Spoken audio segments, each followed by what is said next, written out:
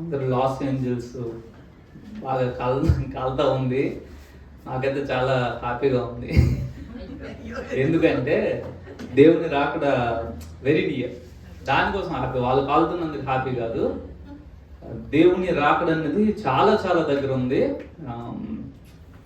ఈరోజు చాలా controversial subject నేను తీసుకుంటున్నాను.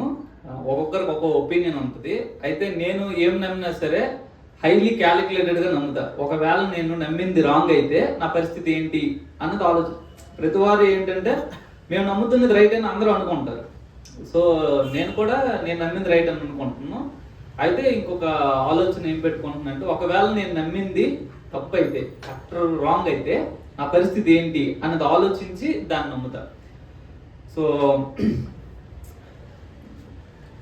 ఎవరు డిజిఎస్ దినకరన్ గారు దేవుని రాకడ కోసము ఆయన దేవుని సన్నిధిలో, అంటే యేసు ప్రభువు చెప్పారంట, నీ రాకడ ఎప్పుడు వస్తుంది అంటే, కొందరేమో యేసు ప్రభువు చెప్పారు, ఏం చెప్పారంటే కొందరు ఎట్లా అట్లా అని చాలా ఎక్స్ప్లెనేషన్ చేస్తున్నారు. కానీ నువ్వు మాత్రము మిడిల్ ఈస్ట్ మీద నీ దృష్టి ఉంచు. మిడిల్ ఈస్ట్లో ఎప్పుడైతే ఆత్మ కుమ్మరింపు జరుగుతుందో అనేక మంది రక్షణలోనికి వస్తారు. అదే సమయంలో అనేక మంది హతసాక్షులు అవుతారు. అక్కడ నుంచి నేను రావడం అన్నది చాలా సమీపంలో ఉంటుందని చెప్తారు. మిడిల్ ఈస్ట్ మీద మన గురి ఉంచుకోవాలి.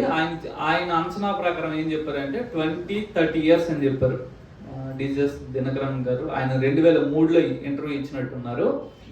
20 నుంచి 30 సంవత్సరాల లోపు ఆయన అంచనాన్ని బట్టి 20 సంవత్సరాలు మ్యాక్సిమం చెప్పారు.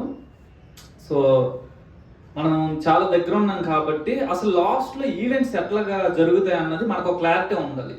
ఎవరో ఒక్కొక్కరు ఒక బోధ టీచ్ చేస్తున్నారు, అది ఏది కరెక్ట్ ఏది రాంగో తెలియకుండా ఏదో బ్రతుకుతున్నాం అంటే బ్రతుకుతున్నాము అన్నట్టు ఉండకుండా, నేను ఏ బోధను నమ్మాలి, ఏ బోధ సత్యము అన్నది మనము పరిశోధన చేయాలి. దానియేలు గ్రంథము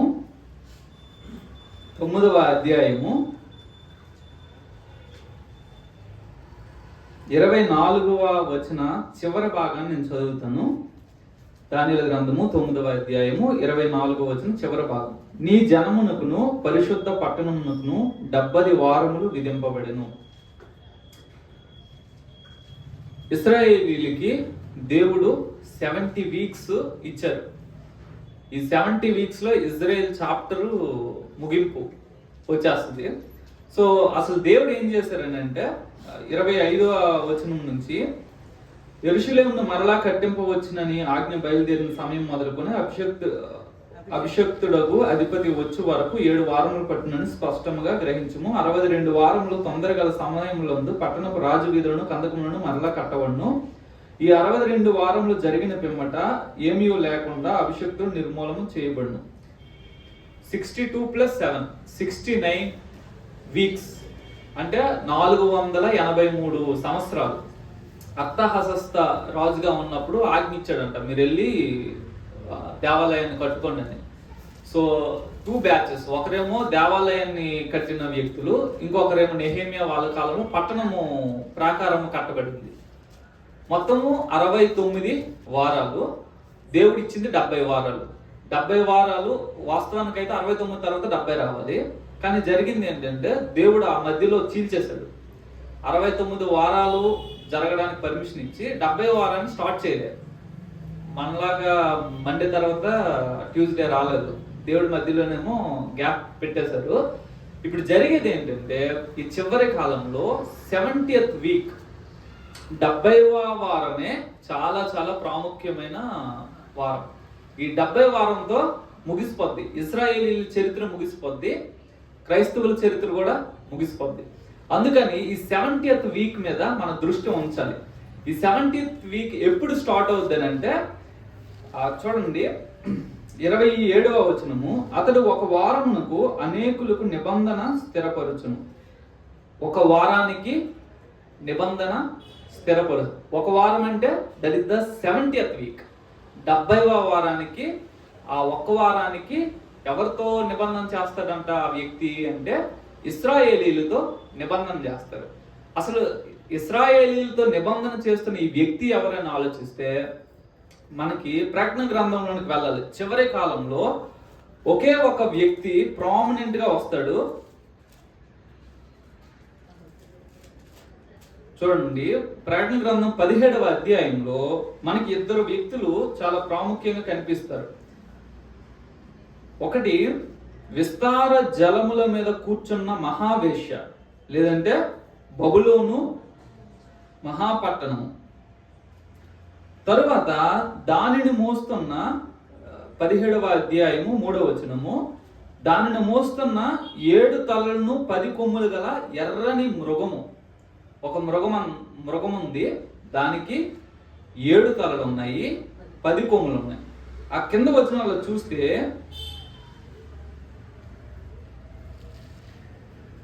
10వ వచనము, మరియు 7 రాజులు కలరు, లేకపోతే ఆ పైన 9వ వచనం నుంచి, ఇందులో జ్ఞానం గల మనస్సు కనబడును. ఆ 7 తలలు ఆ స్త్రీ కూర్చున్న 7 కొండలు మరియు 7 రాజులు కలరు. ఈ 7 తలలు ఏవైతే కనిపిస్తున్నాయో మృగానికి, అదంట 7 కొండలు. అదే సమయంలో 7 రాజులు. ఈ 7 రాజుల్లో అప్పటి సంగతి చెప్తున్నారు. 5 కూలిపోయి, ఒకడున్నాడు, కడమవాడు ఇంకా రాలేదు. అప్పటి వరకు ఇశ్రాయేలీలను, ఇప్పుడు బైబిల్ ఏం చెప్పబడుతున్నా అది ఇశ్రాయేలీలను దృష్టిలో పెట్టుకొనే చెప్తాడు. ఇంకా దేవుడు మిగతా దేన్ని దృష్టిలో పెట్టుకొని చెప్పడు. సో ఇశ్రాయేలీలను అప్పటిదాకా ఒక 5 కింగ్స్ రూల్ చేశారు. ఈజిప్ట్, అసిరియన్స్, బాబిలోన్స్, తర్వాత మీడో పర్షియన్స్, గ్రీక్స్. ఈ 5 కింగ్స్ వాళ్ళని రూల్ చేశారు. అప్పటికి రూల్ చేస్తున్నది రోమన్ గవర్నమెంట్. సో రోమన్ 6 అయిపోయి, ఇప్పుడు 7th వన్ వరల్డ్ గవర్నమెంట్ రాబోతుంది. ఇప్పుడు వాళ్ళు ఇస్రాయేల్ని ఏలినప్పుడు వాళ్ళే ప్రపంచ చక్రవర్తులు, ప్రపంచమంతటిని వాళ్ళే పరిపాలిస్తారు. సో ఇప్పుడు నెక్స్ట్ రాబోతున్న వ్యక్తి కూడా ప్రపంచాన్ని పరిపాలించే వ్యక్తి అయి ఉండాలి. అప్పుడే ఈ 5 కింగ్స్ లేదంటే ఈ 7 కింగ్స్ లో తను చోటు అవుతాడు. సో ఈ 7 కింగ్డమ్స్, 7 కింగ్స్ అంటున్నారు, యాక్చువల్గా 7 కింగ్డమ్స్. సో ఈ 7th కింగ్డమ్ ఏర్పడిన తర్వాత ఒకడు జాయిన్ అవుతాడంట. కింద వచనంలో, ఉండినదియు ఇప్పుడు లేనిదియునైనా ఈ క్రూర మృగము ఆ 7 పాటు ఒకడునై ఉండి తానే 8వ రాజునకుచు నాశనమునకు పోవును. పొలిటికల్ సిస్టమ్ ఒకటి ఎస్టాబ్లిష్ అవుతుంది. వన్ వరల్డ్ గవర్నమెంట్ రాబోతుంది. ఈ వచ్చే గవర్నమెంట్లోనికంతా ఈ వ్యక్తి జాయిన్ అవుతున్నాడు. ఎవరు? క్రూర మృగం. క్రూర మృగం జాయిన్ అయ్యి ఈ 7 కింగ్డమ్స్ లో 7th కింగ్డమ్ కి ఈయన 8th కింగ్ అవుతారు. అయ్యి తరువాత 13వ వచనము 12వ వచనం, నీవు చూచిన ఆ 10 కొమ్ములు 10 మంది రాజులు, వారి ఇదివరకు రాజ్యమును పొందలేదు గాని ఒక గడియ క్రూర మృగముతో కూడా రాజుల వలె అధికారము పొందదు. ఈ క్రూర మృగానికి ఉన్న 10 కొమ్ములంట 10 మంది రాజులు. ఈ 10 మంది రాజులు ఇప్పటిదాకా రాజ్యాన్ని పొందలేదు. వాళ్ళు అందరూ కలిపి ఒకేసారి రాజ్యంలోనికి వస్తారు, పవర్లోనికి వస్తారు. వచ్చి ఏం చేస్తారు? వీరు ఏకాభిప్రాయం గలవారై తమ బలమును అధికారమును ఆ మృగమునకు అప్పగిస్తారు. ఈ కొత్తగా జాయిన్ అయిన వ్యక్తికి వాళ్ళ ఫుల్ పవర్స్ ఇస్తారు. తరువాత 13వ అధ్యాయం మనం చూస్తే, ప్రకటన గ్రంథము 13వ అధ్యాయము, ఇక్కడ ఈ ఇద్దరు వ్యక్తుల గురించి చెప్తున్నారు. 17వ అధ్యాయంలో మనం చూసిన క్రూర మృగము ఈ 13వ అధ్యాయంలో కనిపిస్తుంది. ఆ మొదటి వచనం చూద్దాము. మరియు 10 కొమ్ములను 7 తలలను గల ఒక క్రూర మృగము సముద్రంలో నుండి పైకి వచ్చుట చూచితిని. దాని కొమ్ముల మీద 10 కిరీటములను, దాని తలల మీద దేవదూషణకరమైన పేర్లను ఉండెను. ఈ బీస్ట్ ఎక్కడి నుంచి వస్తుంది అని చెప్తున్నారంటే సముద్రము నుండి వస్తుంది. ఒక పొలిటికల్ సిస్టమ్ అందరి మధ్య నుంచి, అన్యజనులు అందరి మధ్య, సముద్రం అంటే అన్యజనులకి రిప్రజెంట్, అక్కడ నుంచి వస్తుంది. తరువాత 11వ వచనంలో ఈ 5వ వచనంలో ఈ వస్తున్న ఈ క్రూర మృగానికంట 42 months, 5వ వచనం చివరి భాగం, మరియు 42 నెలలు తన కార్యము జరుపని అధికారము దానికి ఏర్పాటైంది. 42 months దానికి ఉంది. ఇదే టైంలో 11వ వచనంలో మరియు భూమిలో నుండి మరి ఒక క్రూర మృగం పైకి వచ్చుట చూచితిని, గొర్రెపిల్ల కొమ్ము వంటి 2 కొమ్ములు దానికి ఉండెను, అది ఘట సర్పం వలె మాటలాడు చుండెను. ఇంకో క్రూర మృగం వచ్చిందంట. అది ఎట్లా ఉంది అని అంటే గొర్రెపిల్లకు ఉండే కొమ్ములు, గొర్రెపిల్ల పీస్ యేసు ప్రభు వారికి సాదృశ్యంగా ఉంది. సో ఈ వచ్చే వ్యక్తి ఇంకొక క్రూర మృగము, దాన్ని ప్రకటన గ్రంథం చివరి అధ్యాయంలో అబద్ధ ప్రవక్త అని రాయబడుతుంది. ఈ అబద్ధ ప్రవక్త వచ్చి దీన్ని డిసీవ్ చేస్తాడు. తన మాటలు ఎట్లా ఉంటుందంటే ఘట సర్పపు మాటలు అంటే మోసకరమైన మాటలు. ఇది జనాలను మోసం చేసి ఏం చేస్తుందంటే ఏదైతే ముందటి క్రూర మృగం ఉందో 10 మంది రాజులతో ఏర్పడింది కదా, ఆ 10 మంది రాజుల్లో ఉన్న వ్యక్తికి, ద రియల్ కింగ్కి మీరు వర్షిప్ చేయండి అని ఒక ప్రతిమను ఏర్పాటు చేస్తుంది. ప్రతిమను ఏర్పాటు చేసి ఈ ప్రపంచ ఏక ప్రభుత్వంలో ఆ మృగము యొక్క సంఖ్య కానీ దాని పేరు కానీ వేయించుకోవాలి. ఎక్కడ? చేతి మీద అయినా, ఫోర్ హెడ్ మీద అయినా వేయించుకోవాలి. ఇప్పుడు ఈ 17వ అధ్యాయంలో ఈ క్రూర మృగం మీద ఒక వేశ్య కనిపిస్తుంది. ఈ వేశ్య అంట పరిశుద్ధుల రక్తంతో మత్తిల్లి ఉంది అని అంట. తరువాత ఆ వేశ్య 15వ వచనం చూస్తే, ఈ వేశ్య కూర్చున్న చోట నీవు చూచిన జలములు ప్రజలను, జనసమూహములను, జనములను, ఆయా భాషలు మాట్లాడే వారిని సూచించు. చివరి కాలంలో జరిగేది ఏంటంటే ఒక political system, one world political system arise అవుతుంది. తరువాత ఒక రిలీజియస్ సిస్టమ్ అరైజ్ అవుతుంది. ఈ స్త్రీ ఉందే ఆమె వేశ్య అని చెప్పబడుతుంది. తరువాత పరిశుద్ధులను రక్తం చేత మత్తిల్లి ఉందంట. వేశ్యలకు భూమిలోనున్న ఏహ్యమైన వాటికి తల్లి అని చెప్పబడతా ఉంది. ఈ 2 అబద్ధ ప్రవక్త, తరువాత క్రూర మృగము. అబద్ధ ప్రవక్త రిలీజియస్ సిస్టమ్ కి రిప్రజెంటేటివ్, పొలిటికల్ సిస్టమ్ కేమో క్రూర మృగము. వీళ్ళిద్దరూ కలిసి క్యారీ చేస్తున్నది ఒక రిలీజియస్ సిస్టమ్ క్యారీ చేస్తారు. అందరినీ దానికి ఇంపోజ్ చేస్తారు, అందరి మీద దాన్ని ఇంపోజ్ చేస్తారు.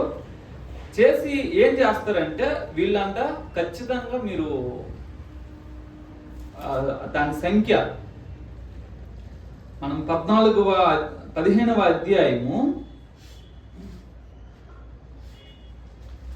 2వ వచనం చూస్తే, మరియు అగ్నితో కలిసి ఉన్న స్ఫటికపు సముద్రం వంటిది నేను చూచితిని, ఆ క్రూర మృగమును దాని ప్రతిమకు దాని పేరు గల సంఖ్యకు లోబడక వాటిని జయించువారు దేవుని వీణులు గలవారై అని రాయబడుతుంది. క్రూర మృగానికి కానీ దాని ప్రతిమకు కానీ దాని పేరు గల సంఖ్య, వాళ్ళ చేతుల మీద కానీ ఫోర్ హెడ్ మీద కానీ మృగం యొక్క నంబర్ వేయించుకోలేదు, మృగానికి నమస్కారం చేయలేదు, ప్రతిమకు కూడా నమస్కారం చేయలేదు. అట్ ద కాస్ట్ ఏ వెలను చెల్లించంట 16వ వచనము కాగా 13వ అధ్యాయము 16వ వచనము కాగా కొద్దివారు గాని గొప్పవారు గాని ధనికులు గాని దరిద్రులు గాని స్వతంత్రులు గాని దాసులు గాని అందరూ తమ కుడి చేతి మీదనైనను తమ నొసటి అందైనను ముద్ర వేయించుకున్నట్లును ఆ ముద్ర అనగా ఆ మృగం పేరైనను దాని పేరిట సంఖ్య అయినను కలవాడు తప్ప క్రయ విక్రయములు చేయుటకు మరి ఎవనికి అధికారము లేకున్నట్లు అది వారిని బలవంతము చేయుచున్నది. ఆ 15వ వచన చివరి భాగంలో ఆ మృగము యొక్క ప్రతిమకు నమస్కారము చేయని వారిని హతము చేయనట్లు ఆ మృగము యొక్క ప్రతిమకు ప్రాణమిచ్చుటకై దానికి అధికారము ఇవ్వబడింది. సో ఈ అబద్ధ ప్రవక్త ఏం చేస్తాడంటే ఆ పొలిటికల్ సిస్టంలో ఉన్న హెడ్కి లేదంటే అబద్ధ క్రీస్తుకి బొమ్మ చేసి ఆ బొమ్మకేమో ప్రాణం ఇస్తాడు. ప్రాణం ఇచ్చి అందరితో చెప్తాడు మీరు దీనికి మొక్కండి అని. మొక్కని వాళ్ళకి ఆ బొమ్మే చంపే అధికారం కూడా ఇస్తారు. క్రూర మృగానికి ఉన్నది 42 months, వాడికి ఉన్నది 42 months. వాడు కావనెంట్ ఎంతవరకు చేస్తాడు ఇశ్రాయేలీలతో అంటే 1 week చేస్తాడు. అంటే 84 monthsకి చేస్తాడు. 42 months వాడు ఏం చేస్తాడంటే దానియేలు గ్రంథము ఆ చివరి ఇప్పుడు చదివిన మాట యొక్క చివరి భాగంలో ఉంటది.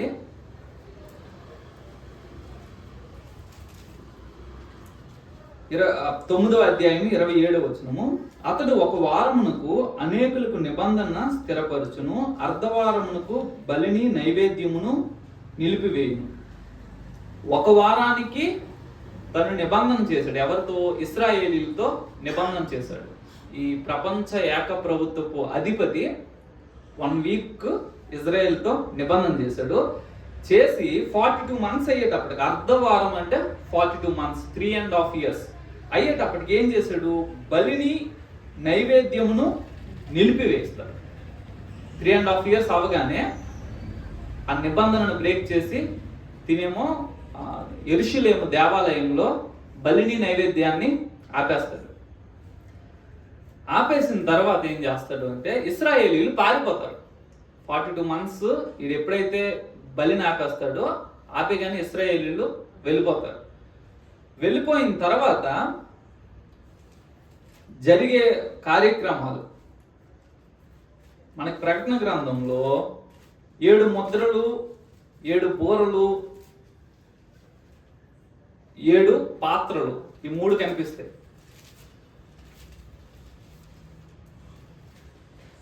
ఈ ఆరంభము ఎప్పుడు స్టార్ట్ అవుద్ది అంటే 7 seals విప్పబడినప్పుడు ఒక్కొక్క రెవల్యూషన్ వస్తూ ఉంటుంది. ఇది జరుగుద్ది, తెల్లని గుర్రం వెళ్ళింది, ఎర్రని గుర్రం వెళ్ళింది, ఇట్లాగా కనిపిస్తూ ఉంటుంది. అయితే ఈ బోర్లు ఊతున్నప్పుడు లిటరల్గా అవి ఎప్పుడు టేకింగ్ ప్లేస్ అవుతున్నాయి అనేది చెప్తా ఉన్నారు. చూడండి,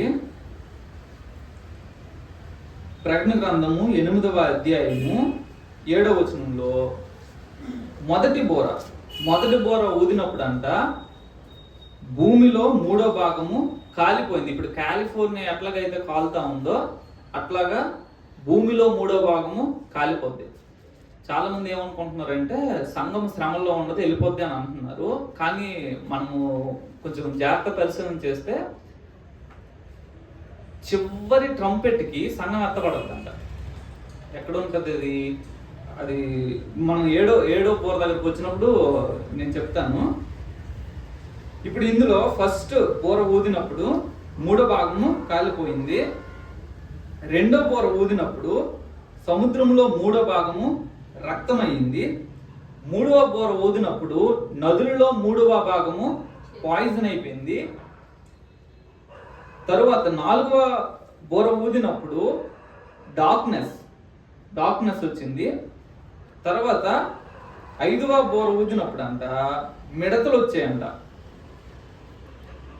అగాధాన్ని 9వ అధ్యాయము 5వ దూత బోర ఊదినప్పుడు ఆకాశం నుండి భూమి మీద రాలిన ఒక నక్షత్రమును చూచి తిని అగాధం యొక్క తాళపు చెవి అతనికి ఇయ్యబడిను. అతడు అగాధము తెరగా పెద్ద కొలిమిలో నుండి లేచినటువంటి పొగ వంటి ఒక పొగ ఆ అగాధం నుండి లేచెను. ఆ అగాధంలోని పొగ చేత సూర్యుని వాయుమండలమును చీకటి కమ్మెను. ఆ పొగలో నుండి మిడతలు భూమి మీదకు వచ్చెను. భూమిలో ఉండు తేళ్లకు బలం ఉన్నట్టు వాటికి బలము ఇయ్యబడిను. మరియు నొసల్లయందు దేవుని ముద్ర లేని మనుష్యులకే తప్ప, అంటే అప్పటికి దేవుని ముద్ర గల మనుషులు ఉన్నారు. ఎన్నో బోర మోగేటప్పటికి 5వ బోర మోగేటప్పటికి కూడా దేవుని చేత ముద్రింపబడిన వ్యక్తులు ఉన్నారు. తరువాత ఈ 5వ బోరకి చివరికి వాళ్ళు చాలా మంది చచ్చిపోతారు. అంటే బాధ ఉంటుందంట. ఆ దినములలో మనుష్యులు మరణమును వెతుకుతారు కానీ అది వారికి దొరకదు.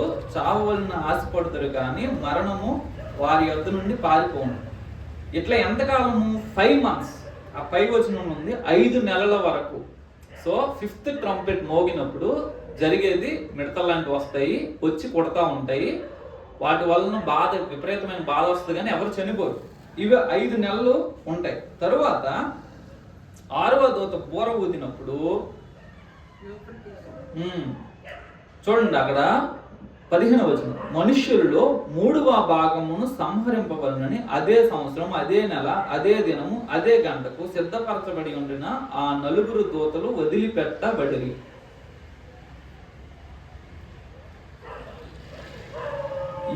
ఏడో అధ్యాయము 1వ వచనం ఒకసారి చూద్దాము. అన్ని నేను క్లారిటీగా చెప్తానని చెప్పట్లేదు, నాకు తెలియట్లేదు. అటు తరువాత భూమి యొక్క 4 దిక్కులలో 4 దేవదూతలు నిలిచి ఉండి, భూమి మీదనైనను సముద్రం మీదనైనను ఏ చెట్టు మీదనైనను గాలి వేసుకున్నట్లు భూమి యొక్క 4 దిక్కుల వాయువులను పట్టుకొని ఉండగా చూచేతిని. 3వ వచనము, ఈ దూత, మేము మా దేవుని దాసులను వారి నొసల యందు ముద్రించు వరకు భూమికైనను సముద్రముకైనను చెట్లకైనను హాని చేయవద్దని బిగ్గరగా చెప్పాను. ముద్రింపబడిన వారి లెక్క చెప్పగా వింటుని ఇశ్రాయేలు గోత్రములలో ముద్రింపబడిన వారు 144,000 మంది.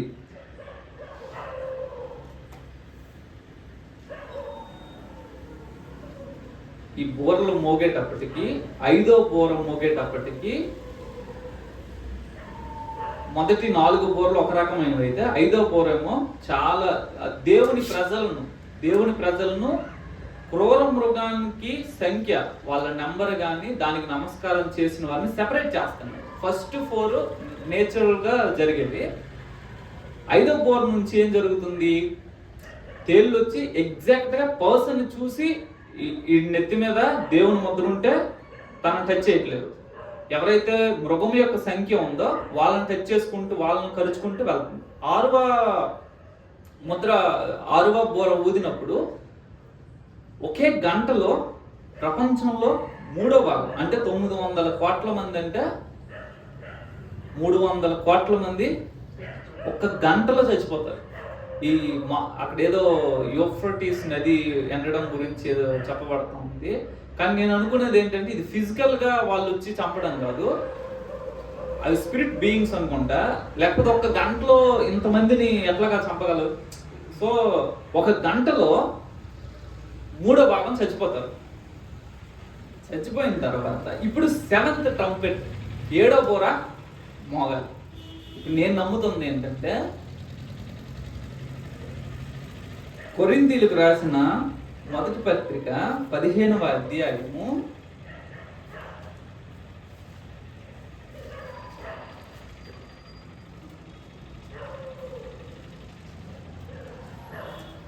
51-52 వచనాలు, ఇదిగో మీకు ఒక మర్మము తెలుపుచున్నాను, మనమందరము నిద్రించము గాని నిమిషంలో ఒక రెప్పపాటున కడబూర మ్రోగగానే మనమందరము మార్పు పొందుదము. పౌలు గారు ఏమంటున్నారు? This is the last trumpet. ఇదే చివరి బూర. కడబూర అనే మాటను, అంటే దాని తర్వాత మళ్ళా బూరలు లేవు, అదే ఫైనల్ ట్రంపెట్. తరువాత అప్పుడు జరిగే విషయం చెప్తున్నారు. బూర మ్రోగును, అప్పుడు మృతులు అక్షయులుగా లేపబడుదురు, మనము మార్పు పొందుదు. ఎవరైతే చనిపోయారో వాళ్ళంతా అక్షయులుగా లేస్తారు. ఎవరైతే సజీవంగా ఉన్నారో వాళ్ళ శరీరాలు మార్పు చెందుతాయి. తరువాత తెస్సలోనీయులకు రాసిన పత్రిక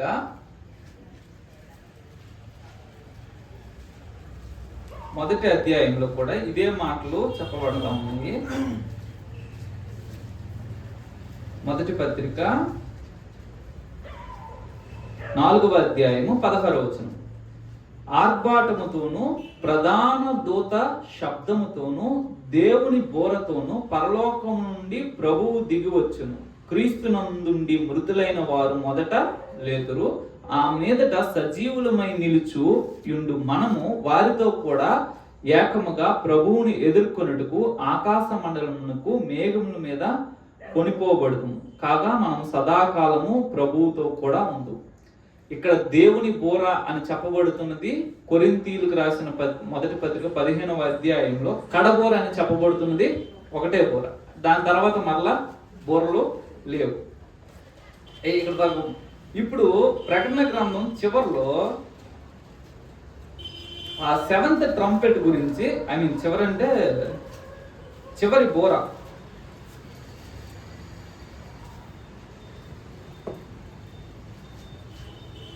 చూడండి 10వ అధ్యాయం 7వ వచనంలో, 7వ దూత పలుకు దినములలో అతడు బోర ఊదబోచుండగా దేవుడు తన దాసులకు ప్రవక్తలకు తెలిపిన సువార్త ప్రకారము దేవుని మర్మము సమాప్తమగును.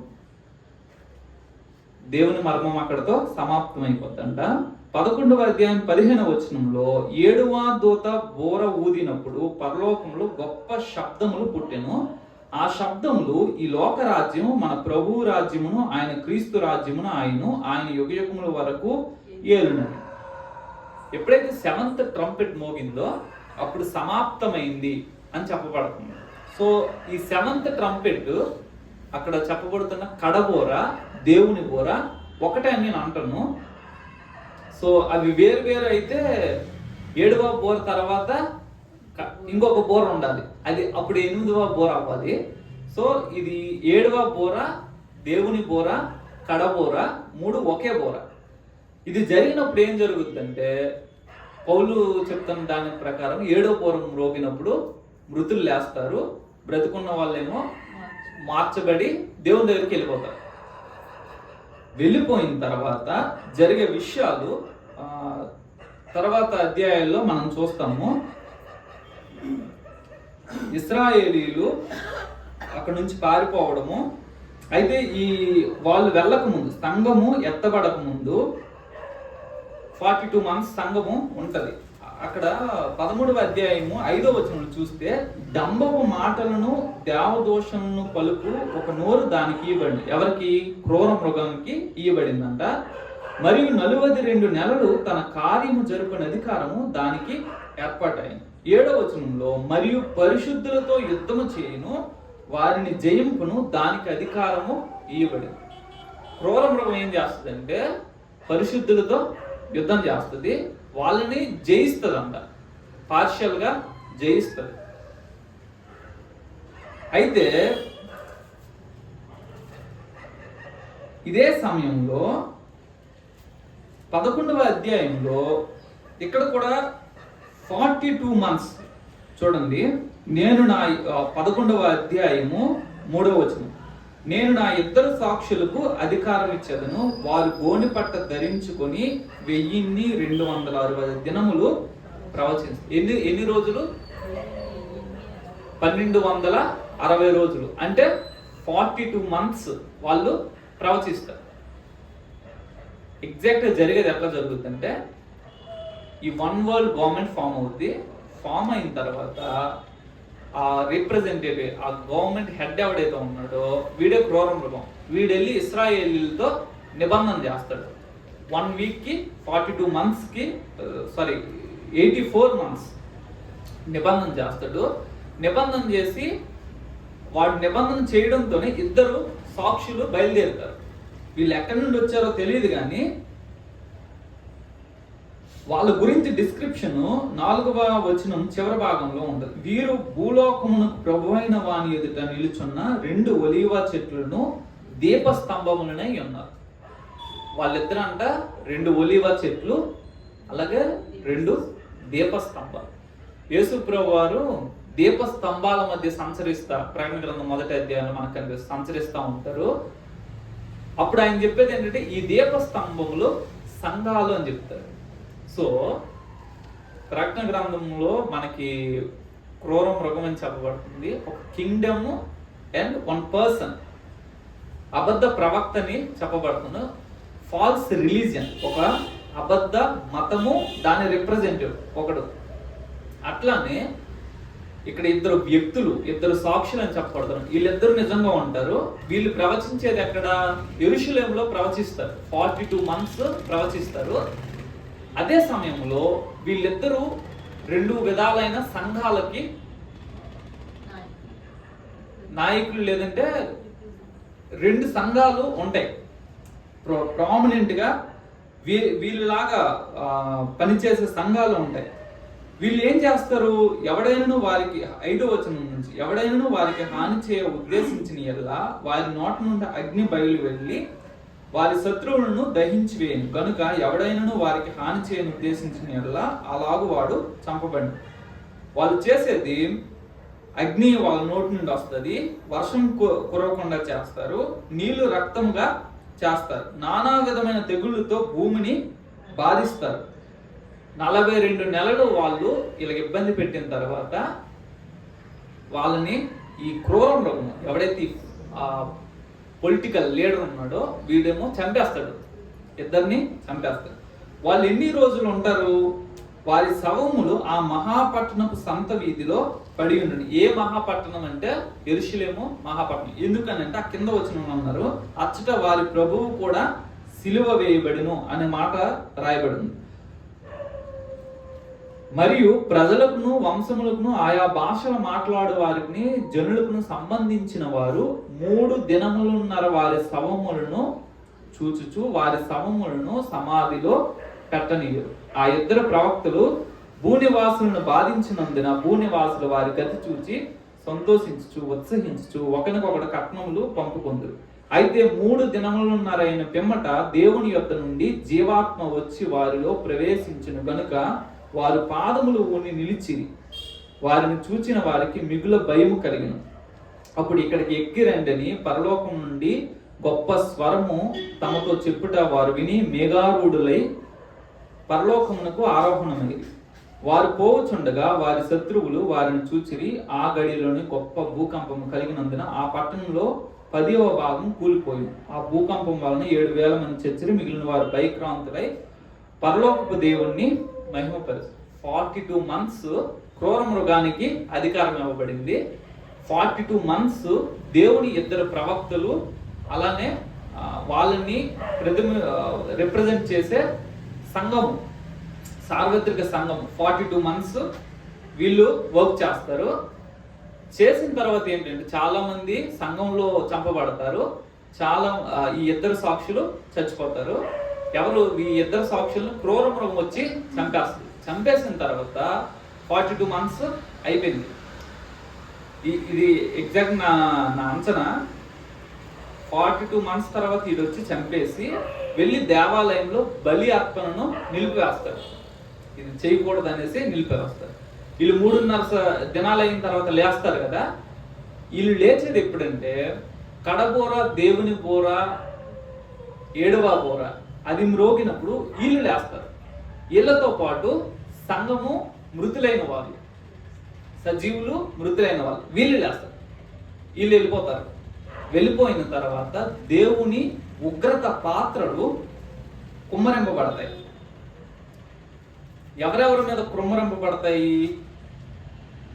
ఎవరైతే ఆ క్రూర మృగానికి 16వ అధ్యాయము, మరియు మీరు పోయి దేవుని కోపంతో నిన్న ఆ 7 పాత్రలను భూమి మీద కుమ్మరించుకొని ఆలయంలో నుండి గొప్ప స్వరము ఆ 7 దేవదూతలతో చెప్పగా వింటిని. అంతటా మొదటి దూత వెలుపలికి వచ్చి తన పాత్రను భూమి మీద కుమ్మరింపగా ఆ క్రూర మృగము యొక్క ముద్ర గల వారికి దాని ప్రతిమకు నమస్కారం చేయ వారికి బాధాకరమైన చెడ్డ పుండ్లు పుట్టాను. అట్లా 2వ దూత, 3వ దూత, 4వ దూత, 7వ దూత తన పాత్రను కుమ్మరిస్తున్నప్పుడు ఇట్స్ ఫినిష్, సమాప్తమైంది అని చెప్పబడతాము.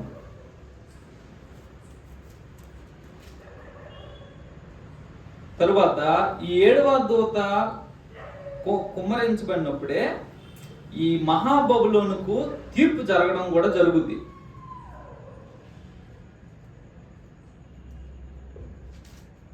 పంతొమ్మిదవ అధ్యాయము 2వ వచనంలో ఆయన తీర్పులు సత్యములను న్యాయములై ఉన్నవి. తన వ్యభిచారముతో భూలోకమును చెరిపిన గొప్ప వేశ్యకు ఆయన తీర్పు తీర్చి తన దాసుల రక్తమును బట్టి దానికి ప్రతిదండన చేసెను.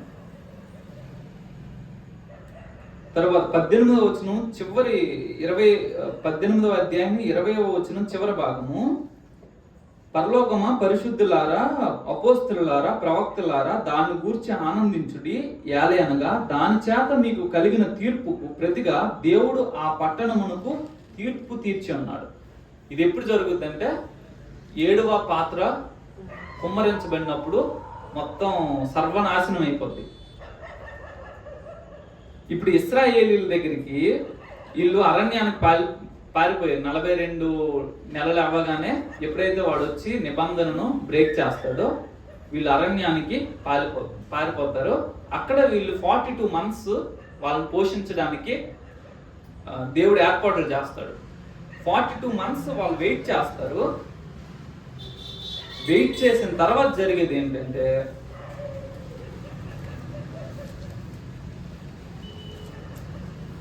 దానియేలు గ్రంథము 12వ అధ్యాయము 11వ వచనం. దానియేలు గ్రంథము 12వ అధ్యాయము 11వ వచనం. అనుదిన బలి నిలుపు చేయబడిన కాలము మొదలుకొని నాశనము కలుగు చేయు హేయమైన దాని నిలబెట్టు వరకు 1290 దినములను. 42 months కి వాడు వచ్చి అనుదిన బలిని నిలిపేస్తాడు. నిలిపేసి హేయమైనది నిలబెట్టేదాకంట 1290 3.5 సంవత్సరాలకి 42 నెలలకి 1 week కదా వీళ్ళకి. ఇశ్రాయేలుకి ఉన్నది 1 week. ఆ వీక్తో అంతా అయిపోవాలి. వీక్ స్టార్ట్ అయింది, 42 months వరకు పర్వాలేదు, కొంచెం బాగా వెళ్ళింది. 42 months కి ఈ నిబంధన బ్రేక్ చేశాడు, ఇశ్రాయేల్ పారిపోయారు. అక్కడ 42 months వాళ్ళకి మన ప్రకటన గ్రంథం చూస్తే ఆ స్త్రీకి 1260 దినాలు అరణ్యంలో దాచబడింది. రెండో అర్ధవారము స్టార్ట్ అయింది. రెండో అర్ధవారం ముగింపు అయిపోయింది. ఎక్కడికి? 1260 రోజులకి అయిపోయింది. 1290 దినాలకి ఏం చేస్తాడంట? హేయమైనది నిలబెడతారు. వీళ్ళ వారం అయిపోయింది. యాక్చువల్గా 7వ వారము అయిపోయింది. వీళ్ళు ఇంకా దాక్కునే ఉన్నారు. శాటన్ లేదంటే అబద్ధ క్రూర మృగం ఏం చేస్తాడంటే ఏదో హేయమైన దాన్ని నిలబెడతారు. ఇప్పుడు నెక్స్ట్ 3.5 years అయిపోయినా 30 daysకి నిలబెడతారు. నిలబెట్టి ఇశ్రాయేలీయులేమో వెయిట్ చేస్తారు. ఇక్కడ ఆ కింద వచ్చిన అంటున్నారు 1335 దినములు తాలుకొని కనిపెట్టువాడు ధన్యుడు. వరకన చదివితే అది ఎందుకు రాశారు అని అనుకుంటాము. ఇశ్రాయేలీలకి 1 week ఫైనల్ వీక్, 70 వారాలు నియమించారు అన్నారు. చివరి వీక్ 70వ వారము ప్రారంభమయ్యి సగానికి వచ్చింది. తర్వాత సగంలో వీళ్ళు దాక్కున్నారు. అది కూడా ఫినిష్ అయిపోయింది. ఫినిష్ అయిపోయినప్పటికీ కూడా సమాప్తం అవ్వట్లేదు. వీళ్ళ ప్రభువు ఇంకా రాలేదు. వీళ్ళు వెయిట్ చేస్తున్నారు. యేసు ప్రభుని తెలుసుకున్నారు. అప్పటికి తెలుసుకుంటారు. ఈయనే ఆ 42 months వాళ్ళు తెలుసుకుంటారు. తెలుసుకుని వెయిట్ చేస్తారు, మా మెస్సీయ వస్తాడు అనేసి. కానీ రాదు. 30 days వెయిట్ చేశారు, అయినా రాలేదు. ఎవరు ధన్యుడు అంటే 1335 దినం అంటే ఇంకా 45 days ఎక్స్ట్రా ఎవరైతే కనిపెట్టుకొని ఉంటారో వాళ్ళని తీసుకురావడానికి. మనం వెళ్ళిపోయాం కదా 3.5 సంవత్సరాలకి. 3.5 సంవత్సరాల తర్వాత సంఘం వెళ్ళిపోయింది. ఈ సంఘాన్ని తీసుకుని దేవుడు వస్తాడు. ఈ మధ్యలో జరిగేది ఏంటి? ప్రభు వచ్చినప్పుడు ఈ అబద్ధ ప్రవక్తని, క్రూర మృగాన్ని పట్టుకొని ప్రాణాలతో సహా అగ్నిగంధకాల గుండంలో వేసేస్తాడు. అపవాదిని తీసుకెళ్లి 1000 సంవత్సరాలు బంధిస్తాడు. ప్రపంచ పునర్జననమందు అనే మాట మనం మత్తయి సువార్తలో చూస్తాం. మీరు నన్ను వెంబడిస్తున్నారు కాబట్టి ప్రపంచ పునర్జననమందు మీరు ఇశ్రాయేలు 12 గోత్రాలకు తీర్పు తీరుస్తారు అని చెప్తారు. ఇప్పుడు ఈ 7 బూరలు మోగినాక చాలా వరకు డిస్ట్రక్షన్ జరిగింది భూమి మీద. సో దేవుడు ఏం చేస్తాడంటే దాన్ని మళ్ళీ రెన్యూ చేస్తారు. ప్రపంచ పునర్జననం అన్నారు. అంటే మళ్ళీ రెన్యూ చేస్తారు. రెన్యూ చేసిన భూమి మీద యేసుప్రభు వారు 1000 సంవత్సరాలు పరిపాలిస్తారు. యేసుప్రభు వారు మాత్రమే కాదు, ఎవరైతే క్రూర మృగానికి కానీ దాని ప్రతిమకు కానీ నమస్కారం చేయక దాని పేరును రాయించుకోకున్నారో వాళ్ళు కూడా ఏలుబడి చేస్తారు. 1000 సంవత్సరాలు ఏలుబడి చేస్తారు. చేసిన తర్వాత మళ్ళీ అపవాది విడిచిపెట్టబడతాడు. వీడు వచ్చి భూమి మీద ఉన్న జనుల్ని మోసం చేస్తాడు. ఇక్కడ జరిగేది ఏంటంటే క్రూర మృగం సంఖ్య వేయబడుతున్నప్పుడు క్రైస్తవులేమో వేయించకూడదు. కాబట్టి వీళ్ళు పర్సిక్యూట్ చేయబడతారు, వీళ్ళు చంపబడతారు. ఇలాగ చంపబడక ఆ ముద్రను లేదంటే నమస్కారం చేయకు ఉండిపోయే ప్రజలు కొంతమంది ఉంటారు. వాళ్ళు ఏమవుతారంటే ఈ 1000 సంవత్సరాల్లో పెరుగుతా ఉంటారు. అందుకే పాపాత్ముడు వాడు కూడా బాలుడు 1000 సంవత్సరాల 100 సంవత్సరాల వాడే మృతి పొందుతాడు. పాపిష్టి కూడా 100 సంవత్సరాలు బ్రతుకుతాడు. అంటే ఎక్కడ యేసు ప్రభు వారి 1000 సంవత్సరాల పరిపాలనలో పాపులు ఉంటారు. అయితే వాళ్ళు లీస్ట్గా బ్రతికేవాడు 100 సంవత్సరాలు బ్రతుకుతాడు. ఇప్పుడు అపవాది తనున్న చెరలో నుంచి విడిపింపబడతాడు. విడిపింపబడిన తర్వాత ఇది ఏం చేస్తాడంటే ప్రపంచం అంతటా తిరిగి అందరినీ పోగు చేస్తాడు.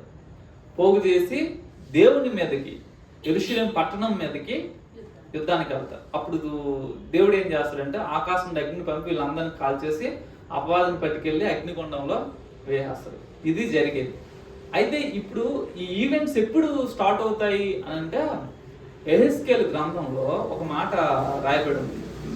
ఎన్ని ఈవెంట్స్ అంటే ఇశ్రాయేలు 70వ వారము స్టార్ట్ అవ్వడానికి ముందు జరిగే ఒక మేజర్ ఈవెంట్ యెహెజ్కేలు గ్రంథంలో 39వ అధ్యాయము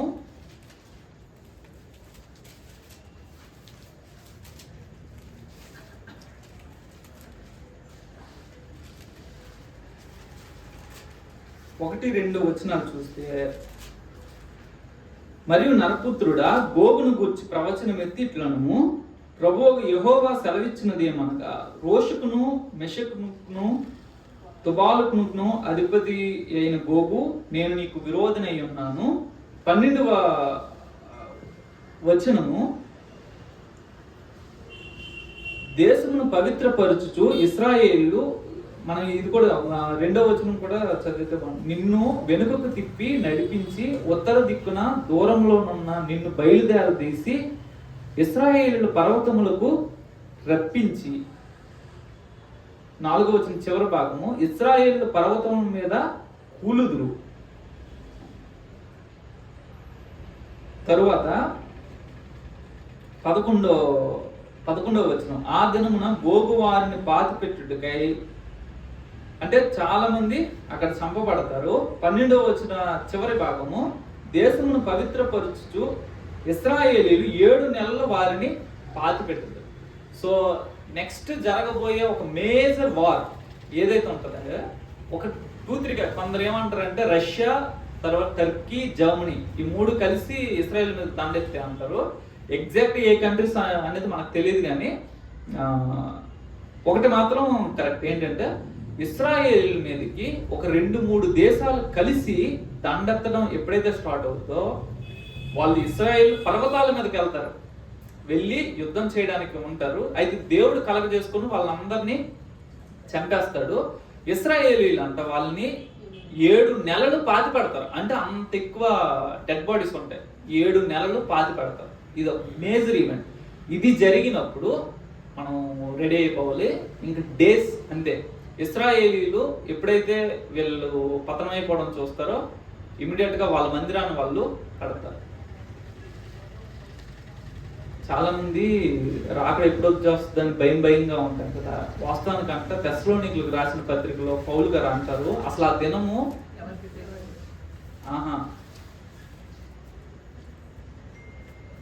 చూడండి, తెస్సలోనికీయులకు రాసిన పత్రిక మొదటి తెస్సలోనికీయులకు రాసిన పత్రికలో 5వ అధ్యాయంలో చెప్తారు ఏంటి, సహోదరులారా, మొదటి వచనం, ఆ కాలములను గూర్చి ఆ సమయములను గూర్చి మీకు వ్రాయనక్కర్లేదు.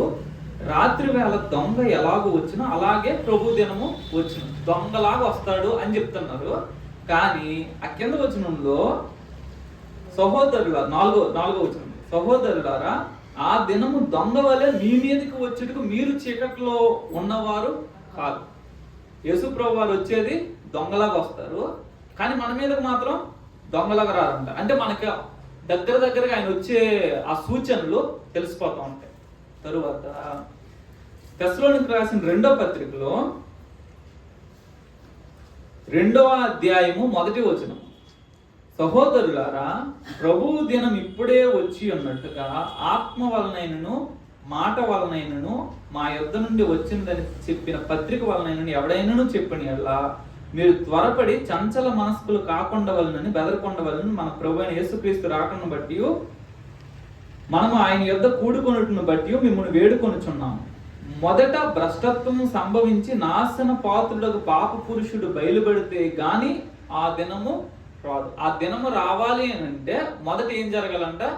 పాప పురుషుడు బయలుపడాలి. అంటే అబద్ధ క్రీస్తు లేదంటే క్రూర మృగము ప్రపంచానికి ప్రత్యక్షమైతే గాని దేవుని రాకడన్నది జరగదు.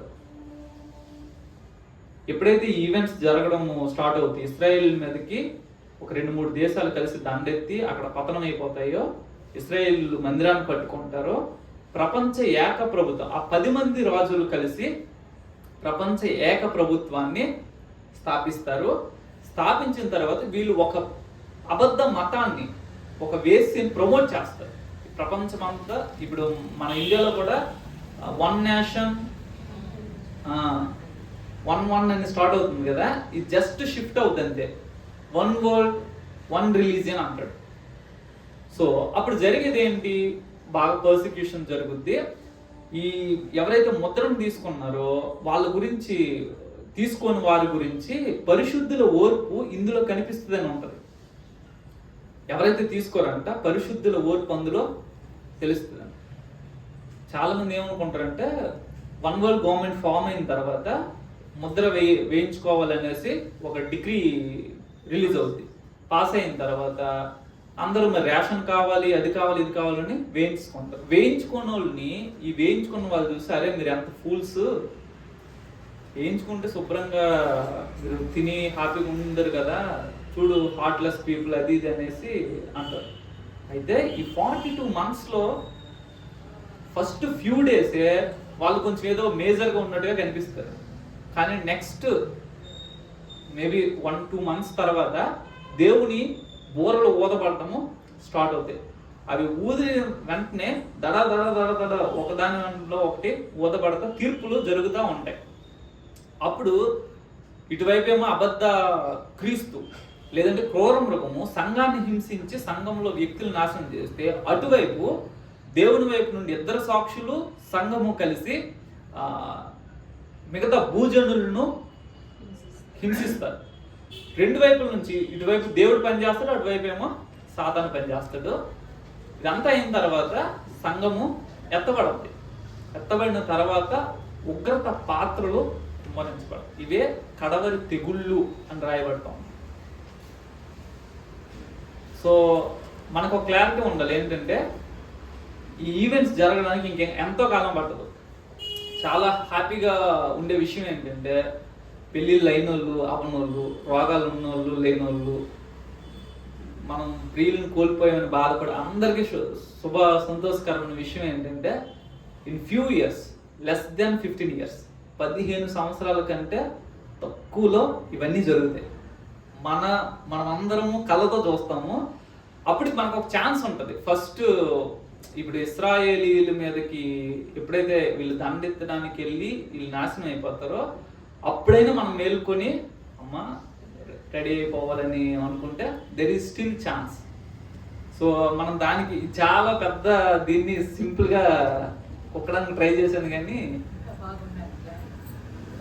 పిలిచి ఇంకోసారి ఎప్పుడైనా మనము చెప్పాలి. సరే స్లోగా చెప్పుకుంటూ ఎందుకో చెప్పాలనిపించింది, అందుకనేసి ఈ కాలిఫోర్నియా చూసి చెప్తే బాగుంటుంది అనేసి అనుకుంటున్నాను. దేవుడి మాటను దీవించిన గాక. ప్రార్థన చేస్తున్నాం. ఒక మాట. మహాపరిశుద్ధుడును జీవము కలిగిన తండ్రి, మీకు స్తోత్రాలు చెల్లిస్తున్నాము. దేవా మీరు సహాయం దయచేయండి. దేవ ఈ చివరి కాలంలో దేవ మేము మా విశ్వాసాన్ని పట్టుకొని నిలకడగా ఉండడానికి కృప చూపించండి. దేవ రాబోతున్న శోధన కాలంలో మమ్మల్ని తప్పించండి. దేవ మమ్మల్ని ప్రొటెక్ట్ చేయండి. మేము మీ అందు విశ్వాసాన్ని కోల్పోకుండా దేవ ఈ జరుగుతున్న ఈవెంట్స్ అన్నిటి గురించి సరైన జ్ఞానం కలిగి మేము సిద్ధపడి ఉండడానికి సహాయం దయచేయండి. మీరు కృప చూపించమని యేసు నామమున ప్రార్థన చేస్తున్నాను తండ్రి.